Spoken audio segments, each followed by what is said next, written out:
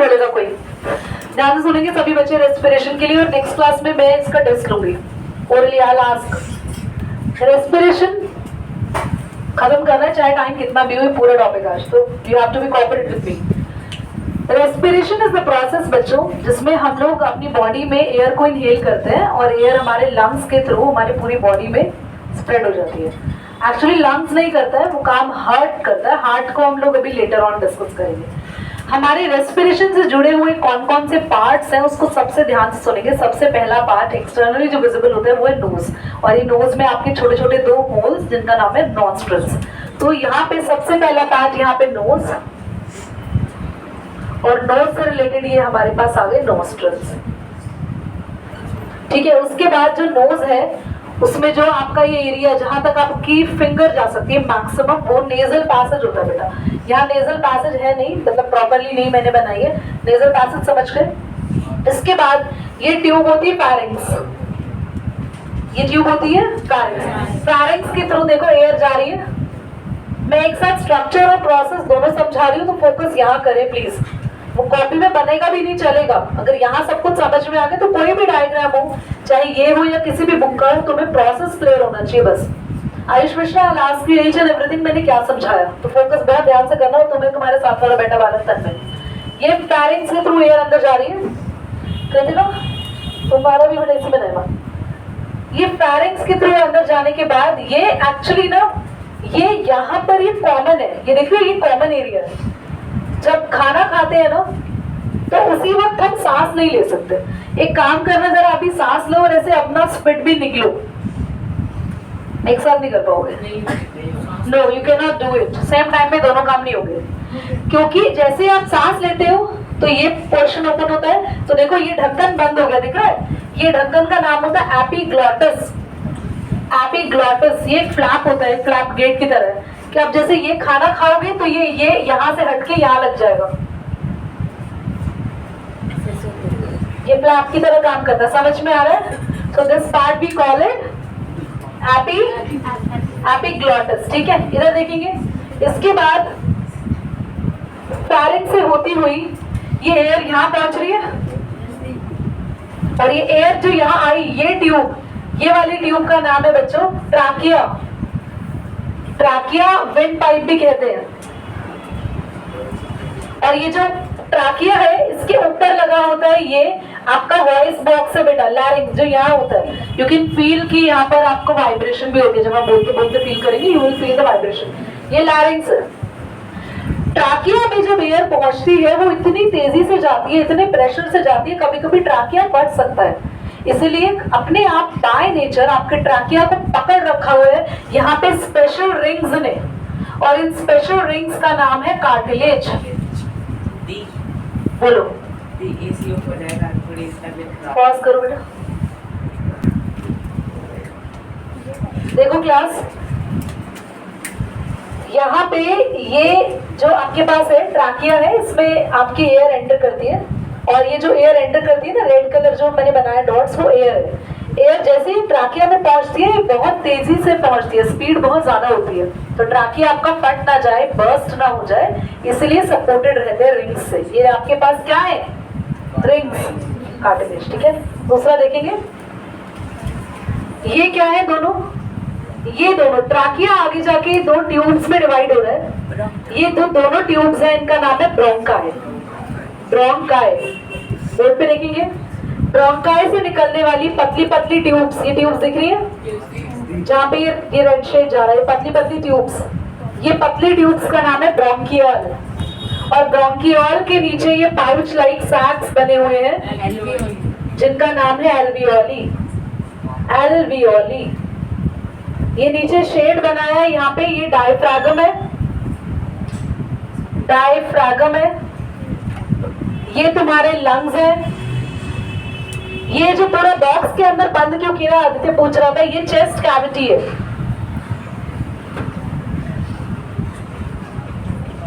यानी कि chest cavity यानी थोरेसिक कैविटी है। ठीक है, समझ में आ गया? दोबारा से एक बार फटाफट रिवाइज कर लेते हैं और याद भी हो जाएगा। सबसे पहले नॉस्ट्रल, नेजल पैसेज, ट्यूब गई फैरिंग्स, फैरिंग्स, फैरिंग्स से एयर आई ट्राकिया, ट्राकिया में आई, ट्राकिया से ब्रोंकाई, ब्रोंकाई से पतली पतली ट्यूब्स, ब्रोंकियल से एल्वियोल। ध्यान से देखना, सबसे पहले नॉस्ट्रल, नॉस्ट्रल से nasal passage, nasal passage, nasal passage से फारिंक्स, फारिंक्स से ट्राकिया, ट्राकिया से ब्रोंकाई, ब्रोंकाई से ब्रोंकियल, फिर एल्वियोली। क्या ये याद हो जाएगा? अगर आपको ये याद है तो कोई टेंशन नहीं है, सारे मैकेनिज्म आपको क्लियर हो गया। Your air enter from your nostril, nostril to nasal passage, nasal passage to pharynx, pharynx to trachea, trachea to bronchi, bronchi to bronchial, bronchial to alveoli and then alveoli कहाँ भेजती है आगे वो पढ़ेंगे आप। ये क्लियर सबको? चलिए, अच्छा एक एडिशनल इंफॉर्मेशन दे देती हूँ। अगर आप लोग हायर किसी क्लासेस के एग्जाम देते हैं, ये प्लूरल मेम्ब्रेन होती है लंग्स की। ओके, पॉज कर दो बेटा, आगे बेटा। अभी ना सिर्फ समझा रही हूँ, लिखवाने का काम बाद में, ध्यान से सुनेंगे सभी। बोलो कृष्णा।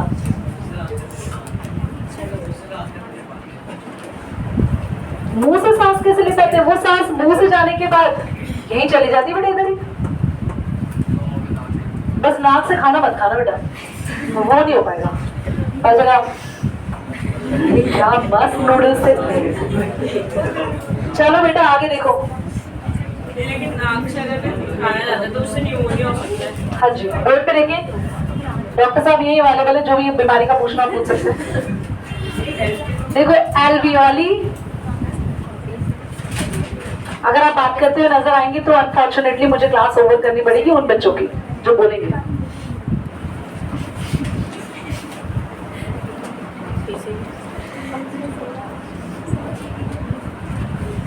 हमारी ऑक्सीजन एल्वियोली तक पहुंच गई थी, उसके आगे क्या होने वाला ध्यान से देखना। क्लास एल्वियोली ना ऐसे होती है, लाइक दैट। समझ लो मेरा एक क्लेंच फिस्ट, मुट्ठी बंद है ना, ऐसे एल्वियोली एक गोला सा स्ट्रक्चर है, गोल सा।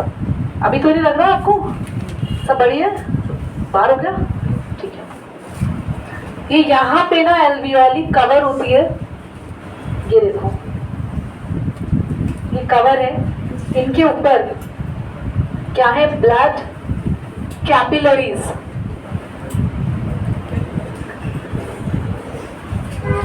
जैसे ही एल्वियोली में आपकी ऑक्सीजन पहुंचती है ना, एल्वियोली क्या है? एल्वियोली एक ऐसा प्लेस बना रखा है गॉड ने, नेचर ने, कि इस जगह ना गैस एक्सचेंज होगा। यानी अगर यहाँ ऑक्सीजन आ गई तो ब्लड कैपिलरीज है। मेरी फिंगर देखो, ब्लड कैपिलरीज है। मेरी फिंगर ने ऐसे पकड़ा हुआ है ना, ये एल्वियोली है और ये क्या है? Blood capillaries. तो एल्वियोली क्या करेगी? ब्लड को, ब्लड कैपिलरीज के अंदर ब्लड होगा, ब्लड को ऑक्सीजन दे देगी और ब्लड कैपिलरी कहेंगी तुम ऐसे मुझे कुछ दे रही हो तो मैं भी तुम्हें कुछ गिफ्ट दूंगी। तो ब्लड कैपिलरीज ऑक्सीजन तो ले लेंगी और CO2 एल्वियोली को दे देंगी। अब एल्वियोली में आ जाएगी कार्बन डाइऑक्साइड गैस। बाहर कैसे निकलेगी कार्बन डाइऑक्साइड गैस? देखो एल्वियोली, एल्वियोली से उल्टी जा रही है, ब्रोंकियल से ब्रोंकाई, ब्रोंची मोची बोला ना अगर इसको, ब्रोंकाई मेरे को नहीं मालूम नहीं, ब्रोंकाई से ट्राकिया, ट्राकिया से फारिंक्स, फारिंक्स से नेजल पैसेज, नॉस्ट्रल से CO2 बाहर। समझ आया? अब आगे देखते हैं। क्लियर हो गया? हाँ, ऑलमोस्ट पूरा ही निकलेगा CO2 बेटा। अब इसके लिए एक संपर्क करें मुझसे क्लास 11th एनिमल फिजियोलॉजी में। तो उसमें inspiratory reserve volume, expiratory reserve volume, tidal volume, बहुत सारे वॉल्यूम्स आते हैं। हाँ, CO2 कहाँ से आ रहा है उसको बता रहे हैं। चलिए, तो क्लास सुनेंगे अभी या नहीं? तो हो क्या रहा है? एल्वियोली ने ब्लड कैपिलरीज है, ब्लड को दे दिया ऑक्सीजन, ठीक है। अब हमारा ब्लड गया बॉडी के पास, तो बॉडी का हर एक सेल, अवंतिका, बॉडी के हर एक सेल को ब्लड कैपिलरीज के अंदर जो ब्लड था उस ब्लड ने बॉडी के हर एक सेल को ऑक्सीजन दे दी। बॉडी के हर एक सेल को ऑक्सीजन दे दी और अब बॉडी का हर एक सेल रिवर्स में CO2 दे रहा है। तो ये ब्लड कैपिलरी ना वो वाला ब्लड वापस लेकर आती है जो ब्लड क्या देता है? CO2। दोबारा समझो। एल्वियोली ने ब्लड कैपिलरीज के अंदर जो ब्लड है उसमें क्या मिक्स कर दिया? ऑक्सीजन। ये ब्लड बॉडी के पास गया, बॉडी को बॉडी को कौन सी गैस मिल गई? अब बॉडी के किस पार्ट को? हमारी बॉडी के सारे अब हमारे सेल्स ऑक्सीजन लेके कौन सी गैस वापस देंगे? CO2 दे देंगे ब्लड को। अब ब्लड वो CO2 एल्वियोली को देके बाहर। अब ये पूरा प्रोसेस थोड़ा डिटेल में होता है, उसको हम जब हार्ट वाला कॉन्सेप्ट पढ़ेंगे ना तब समझाएंगे ये प्रोसेस इतना जल्दी क्यों हो रहा है। दूसरी बात ध्यान से सुनिए, एल्वियोली आपकी बॉडी में इतनी फोल्ड है कि अगर आपने एक एक एल्वियोली अपनी बॉडी की खोल दी ना तो एक टेनिस कोर्ट जितना एरिया हो जाएगा। दोबारा सुनो, ये फोल्डेड एल्वियोली है, जस्ट लाइक एक पेपर है, उसको क्रश कर दे तो छोटी सी बॉल बन जाएगा, खोल दे तो इतना बड़ा एरिया। ऐसे आपकी एल्वियोली फोल्डेड फॉर्म में ऐसे क्रश्ड है। जब ऑक्सीजन जानी होती है तो ये थोड़ी खुल जाती है, थोड़ी सी, कहती है ज्यादा ऑक्सीजन भेजेंगे हम। समझ में आ रहा है? एल्वियोली मैक्सिमम ऑक्सीजन को खींचने की कोशिश करती है, और अगर आपने सारी एल्वियोली खोल दी तो लंग से बाहर आ जाएंगी आपकी एल्वियोली। टेनिस कोर्ट जितना एरिया है इतना ज्यादा एरिया एल्वियोली का होता है। अब ये है क्यों? बस इसलिए कि एल्वियोली थोड़ा थोड़ा कभी कभार अपने आप को साइज को एडजस्ट करके मैक्सिमम CO2 को एब्जॉर्ब कर सके। याद रखना, एल्वियोली इज हियर, क्या क्या काम होते हैं इसके? गैसेस और मैक्सिमम ऑक्सीजन एब्जॉर्ब करने का। दूसरा, हमारी बॉडी में हमने ऑक्सीजन ले लिया, हमने एल्वियोली तक पहुंचा दिया, ये वाला डायग्राम ने पहुंचा दिया। अब मेन टॉपिक क्या आता है? आशु ध्यान से सुनना बेटा, पॉज करो बेटा। अभी आपके पास ब्लड में कौन है जो ऑक्सीजन लेगा? कोई तो होगा, ब्लड के अंदर कुछ तो कोई बैठा होगा। अब बेटा आपने ना प्लीज इमोशंस को कंट्रोल में रखें, ऐसे बाहर आते हैं ना तो मेरे को डर लगता है। तो क्लास ब्लड के अंदर होता है हमारा हीमोग्लोबिन, ये बोल रहे थे। थैंक यू, बहुत बढ़िया बेटा। तो हीमोग्लोबिन हमारे ब्लड के अंदर होता है। मैं पूछूंगी अभी मैंने क्या पढ़ाया। सत्यम, आपने सांस ले ली? Yes. पक्का? हाँ, ये तो बेटा ऊपर पहुंचे होते। सांस आपने ले ली और आपकी ऑक्सीजन कहाँ तक पहुंच गई? अब एल्वियोली ऑक्सीजन किसको दे रही है? ब्लड कैपिलरीज में ब्लड है। अब ब्लड के अंदर एक मेहमान बैठा है हमारा हीमोग्लोबिन। हीमोग्लोबिन ऐसा समझ लो भैया, इनके 4 हाथ है, हीमोग्लोबिन के 4 हाथ है। 4 हाथ है मतलब एक साथ हीमोग्लोबिन 4 ऑक्सीजन के मॉलिक्यूल्स को पकड़ सकता है। अब क्या हो रहा है? आपकी बॉडी में जितने ये राक्षस होंगे, जितने हीमोग्लोबिन होंगे आपके अंदर, आपकी बॉडी मस्त काम करेगी, क्योंकि जैसे जैसे ऑक्सीजन एल्वियोली देगी ये चारों हाथों से पकड़ के सीधा सेल्स के पास जाएंगे लेके। ये सेल्स के पास जा रहे हैं लेके, कह रहे हैं कि यस आ रहे हैं हम ऑक्सीजन लेके, ब्लड में भागते हैं। पर अगर आपके ब्लड के अंदर यही नहीं है तो ले लो जितनी सांस लेनी है, ऑक्सीजन आपके बॉडी को नहीं मिलेगी, पूरी प्रॉपर नहीं मिलेगी। इसे कहते हैं ब्लड की कमी, अनीमिया। ब्लड की कमी में ब्लड कम नहीं होता। लोग कहते हैं ब्लड कम है, हो और 2 बोतल डॉक्टर ने निकाल ली। पागल हो,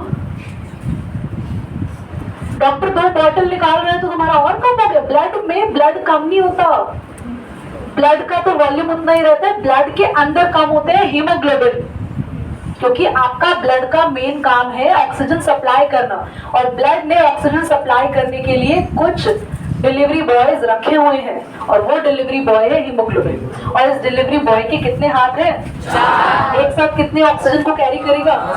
4 ऑक्सीजन मॉलिक्यूल को कैरी कर सकता है। अब हीमोग्लोबिन हमारी बॉडी में हमारे ब्लड का ऐसा डिलीवरी बॉय है कि ये ऑक्सीजन भी पकड़ता है और हमारे ब्लड को कलर भी देता है। इसकी वजह से ही हमारा ब्लड रेड होता है। समझ में आ रहा है? जितना ज्यादा हीमोग्लोबिन होगा उतना ज्यादा रेड होता है। लड़कों और लड़कियों की बॉडी में अलग अलग कंसंट्रेशन ऑफ द हीमोग्लोबिन होता है। लड़कियों में अप्रोक्सीमेटली 12 से 13 के आसपास उसकी वैल्यू होनी चाहिए, और लड़कों में करीबन 15 या 16 तक वैल्यूज होनी चाहिए हीमोग्लोबिन की। और ये डिफरेंस क्यों होता है? क्योंकि लड़के ज्यादा शक्तिशाली हैं, तो बेटा ऐसा भूल में ना चाहिए आप। Boys have strong energies, but they do not have power to bear pains than girls.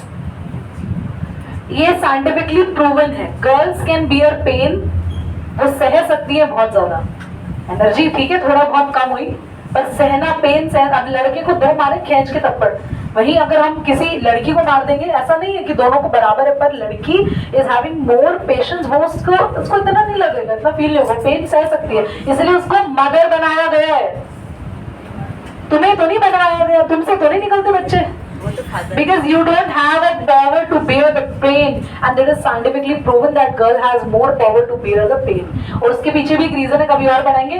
Haemoglobin girls और बॉयज में से किस में ज्यादा होता है? बॉयज। गर्ल्स में कम होता है। हीमोग्लोबिन का काम होता है एल्वियोली से ऑक्सीजन पकड़कर किसको सप्लाई करना?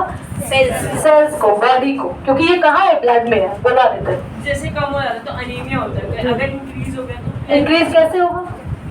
एक लेवल तक रहता है ना, क्योंकि आपकी बॉडी में, ध्यान से सुनना, आपकी बॉडी में जिसमें होता है ना, वो हर 120 दिन बाद मर जाते हैं। अभी पढ़ाऊंगी आरबीसी, उसको कभी और पढ़ेंगे, ठीक है? कभी और ही, मतलब इस टॉपिक के बाद। एक बार पॉज नहीं होना चाहिए, सुन लो अभी सब। ये मैंने सब समझा दिया, ठीक है? क्लास ऑलमोस्ट खत्म हो गया ये, बस नोट्स लिखवाने इसके। रेस्पिरेशन आज ओवर हो गया, इसका रेड बटन कर दूं। कुछ और